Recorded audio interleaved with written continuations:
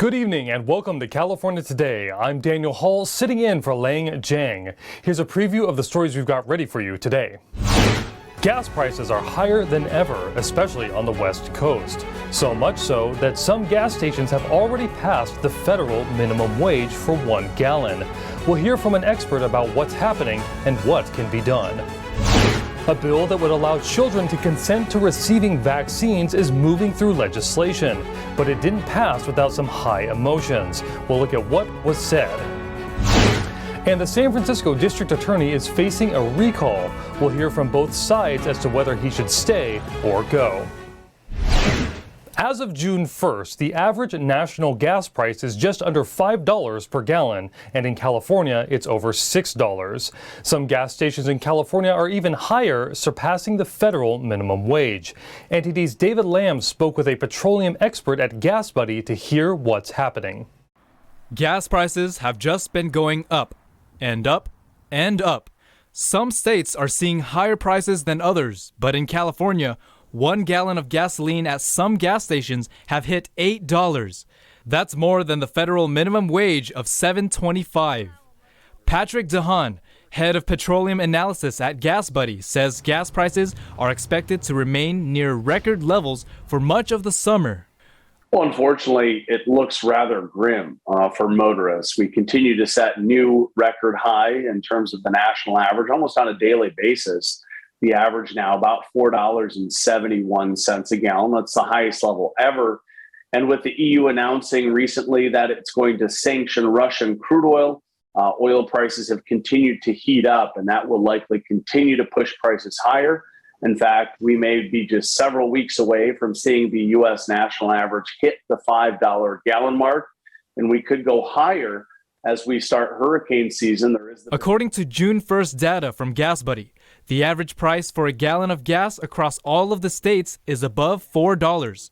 7 of those states are above $5 a gallon. States with the highest gas averages are Hawaii, Nevada, and California.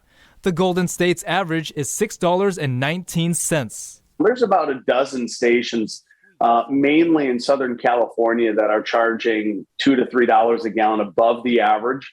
That is fairly common for California, which happens more in some of the more affluent areas of California, including places like Beverly Hills and more rural areas like Needles and Essex, California, that are rather remote. One driver said he was lucky enough to avoid high prices by working from home, but he felt for people whose jobs depend on their car. For $7 or $8 gas, I don't believe that I would go to such a station. The prices that I've seen that are very high, I think, are $5 and $6. So I would avoid anything that was $7 or $8. For other people that have to commute every day, yes, this is a big kind of a disaster. DeHaan says there are several things motorists can do to impact the amount of spending at the pump. One of the biggest, probably easiest thing for motorists to do is simply trying to drive more fuel efficiently. Limiting acceleration, slowing down on interstates to 55 and 60 miles an hour would likely boost the amount of miles they get out of a tank by anywhere from 10 to 25%. DeHaan says those tips could lead to saving anywhere from 50 cents to $1 per gallon. Even though it's not much when facing $6, $7, or $8 per gallon in California right now, every little bit helps. David Lamb, NTD News, California. This week, state legislators are hearing and voting on bills that have been passed by the other house. One bill aims to give minors the ability to consent to receiving vaccines without parental consent. NTD's Cynthia Kai has what the lawmakers were saying, including when things got heated. California Assembly members held a hearing on Senator Scott Wiener's Senate Bill 866. The bill would allow minors aged 12 to 17 to receive vaccines without parental consent. But during the Wednesday morning Judiciary Committee hearing, some Assembly members questioned the necessity and health benefits of SB 866, highlighting COVID vaccines as an example. The incidence of severe disease for kids from COVID is really so small that it doesn't really show up in the data. That's especially true from the strains that are dominant now, and it's especially true given that the CDC now says that 75% of kids have already had COVID. So Can you just tell me concisely where is the evidence that this bill will have a positive impact on public health? In response, Weiner says minors should be able to make their own medical decisions on all available FDA-approved vaccines, and not just COVID. You heard the testimony from the doctor that there are kids who do get severely ill from COVID, who do get hospitalized, and do die. But it's not just about the COVID vaccine. And I'll be honest with you, we know that what they call wild polio is still present in the world. Lawmakers also voiced concern about who knows what's best for their children. But again, you're creating a general law. So the question we have to ask as policymakers is that, generally speaking, is it the parent or the child who has the best understanding of the child's medical history? I think that teenagers are absolutely able to make that decision for themselves to get vaccinated. They absolutely can. Those in favor of the bill said it's important to listen to science. It's important that we do listen to the professionals that have studied in this. The fact that we have the American Academy of Pediatrics in favor of this. But others argue it's a parent's right to ensure their children's safety. This is a parental right, a right to know that their child is safe. Why is it that we have them have to write consents if they want to take a field trip? Why is it that they have to have consent of right, if they want to play a sport? But we can go ahead and give a 12-year-old, 13-year-old the right to make this decision. This is not about vaccinations. This is about the rights of parents. Davies doesn't believe kids are able to make these decisions at the age of 12. We don't think really well when we're kids. We just know what we're angry about, and these are our emotions and our feelings. But common sense tends not to come in there, again, at the age of about 25.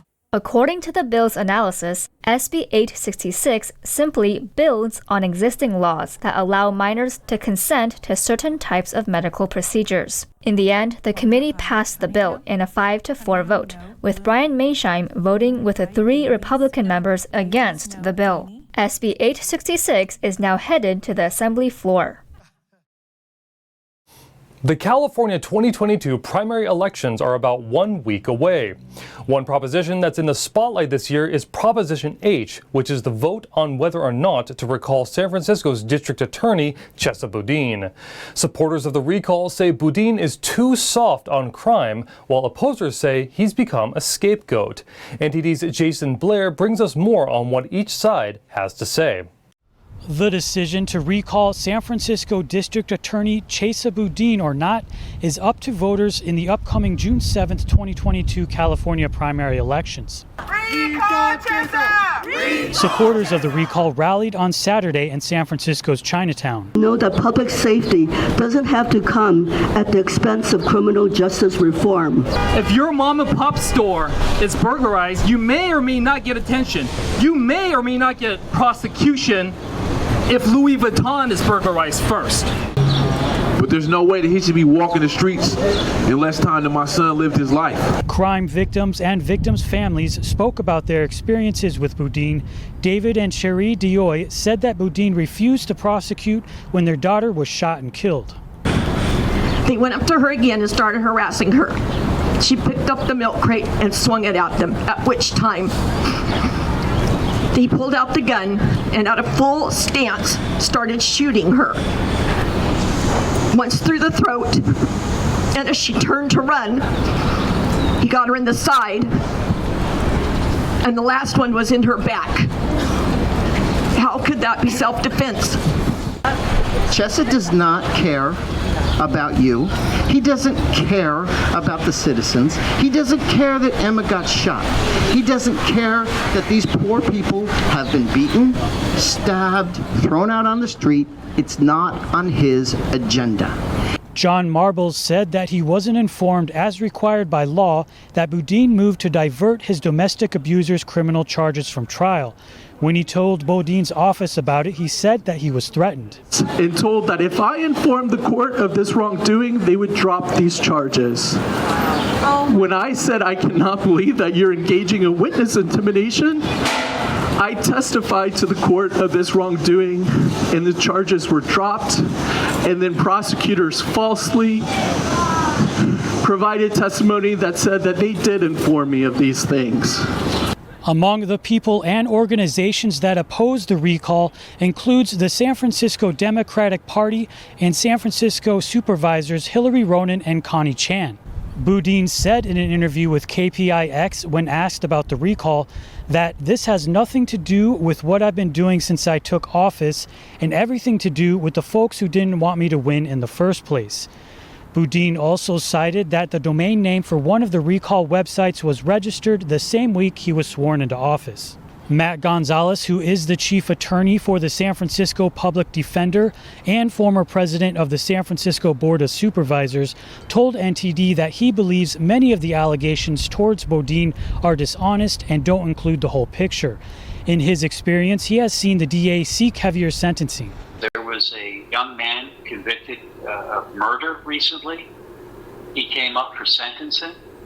Boudin's office was recommending 50 to life in this case. Gonzalez also said the judge on the case told Boudin that the recommended sentencing was too severe and issued a lighter sentence.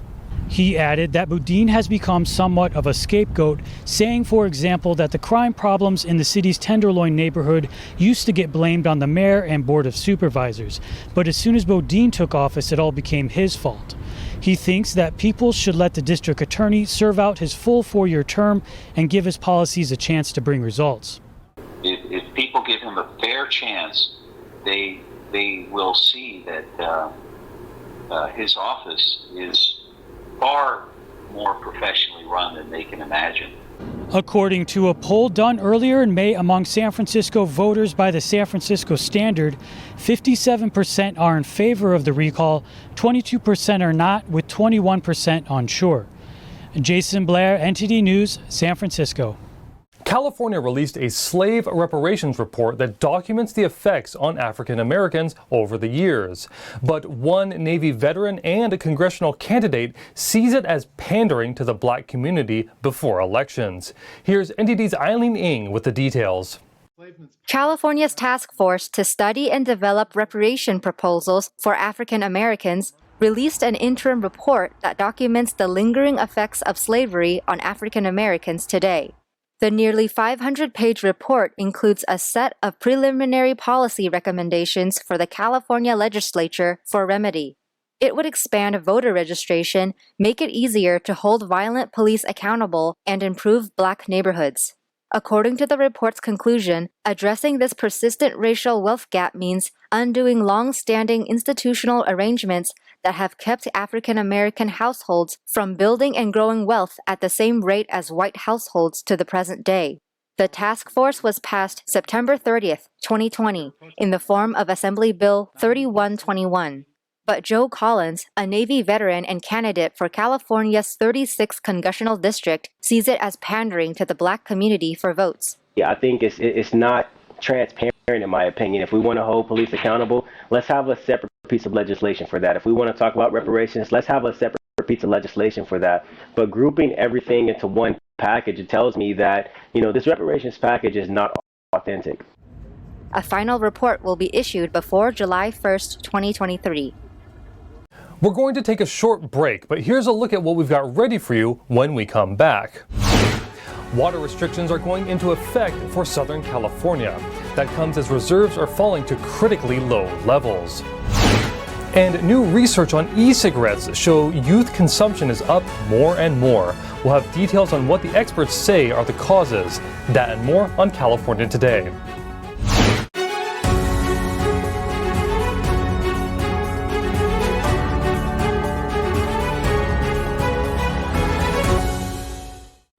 Millions of people are now under new dramatic water restrictions in Southern California. Starting Wednesday, some people in the LA area are now limited to watering their lawns just one day a week. With no rainfall and record high temperatures exacerbating the already dry conditions, the Southwest megadrought is intensifying. 11% of California is now in exceptional drought, the worst designation according to the U.S. Drought Monitor. Add to that Lake Mead, the nation's largest reservoir, which keeps draining to unprecedented lows. From human bones to old boats, see if it'll start. The precipitous fall is revealing secrets long hidden underwater. There's probably 2 V8 engines under the mud. For the first time, Lake Mead, which supplies water to millions of people in the West, has fallen to a level that may force the federal government to institute a second tier of unprecedented water restrictions, following the first round of cuts in January. Officials now say it's likely to drop another 12 feet by this fall.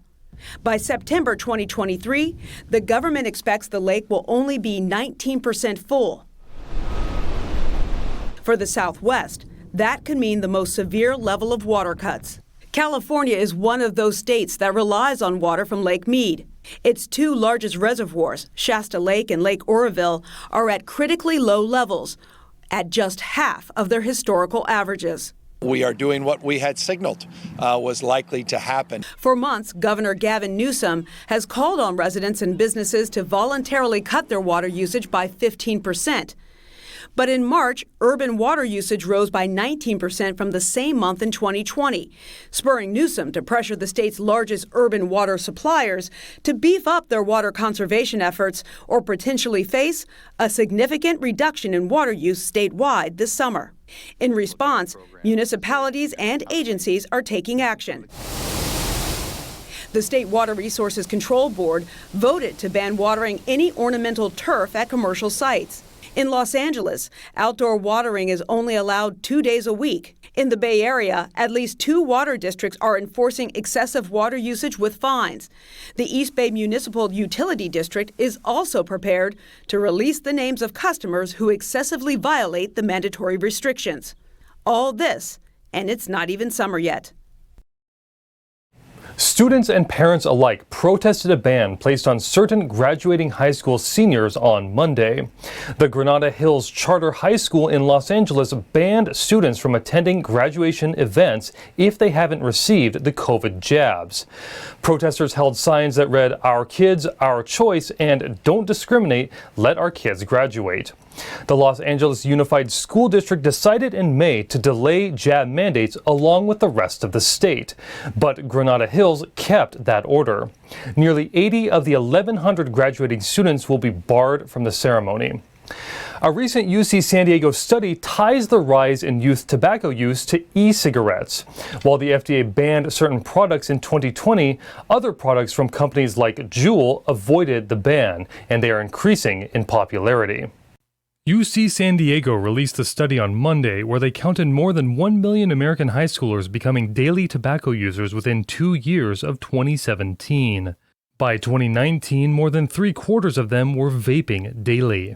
Study co-author and UCSD professor John Pierce said this is an unprecedentedly high rate of young people starting to smoke. He said this rate of youth tobacco initiation has not been seen since the early 1990s, prior to the implementation of tobacco control measures. Given the recent evidence of the potential health consequences of vaping-flavored e-cigarettes, this sharp rise among youth requires urgent public health attention and action. Products by electronic cigarette company Juul Lab drove up e-cigarette sales by 40% in 2017, according to UCSD. The study analyzed data both before and after Juul came onto the market.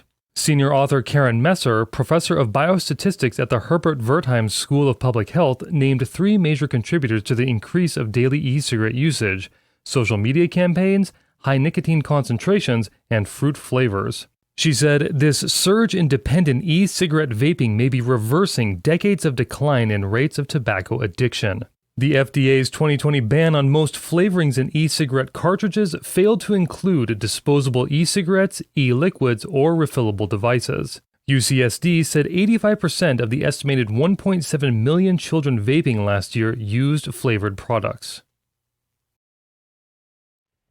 And finally for today, teachers and students in a small Northern California town had a medical scare this week. 3 third-grade students at Jacoby Creek Elementary in Bayside were hospitalized after eating cannabis gummies. A student brought them to school not knowing they contained cannabis. The candies were shared at recess. When the children started showing symptoms, staff worried it was carbon monoxide exposure. The children have since been released from the hospital. Now to NTD's Thomas Christian for your sports update.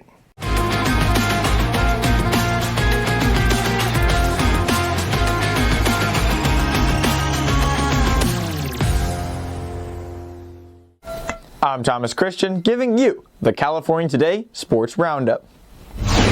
Missing basketball, all 5 California Major League Baseball teams played yesterday, and we've got the updates. Donovan Walton doubled to deep right center field to score Joey Bart in the top of the 11th inning as San Francisco defeated host Philadelphia. Jock Peterson, who had 2 hits, added a mammoth 2-run home run in the 11th. Giants 7, Phillies 4 in 11 innings. Paul Goldschmidt extended, and Albert Pujols hit a walk-off sacrifice fly to lift St. Louis over visiting San Diego.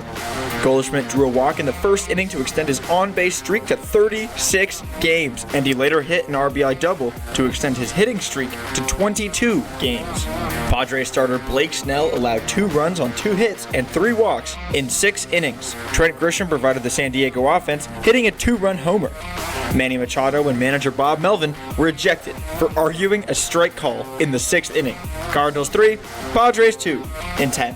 Chase McCormick had 3 hits, including the tie-breaking home run in the 8th inning, as visiting Houston did just enough to beat Oakland for its 3rd consecutive win.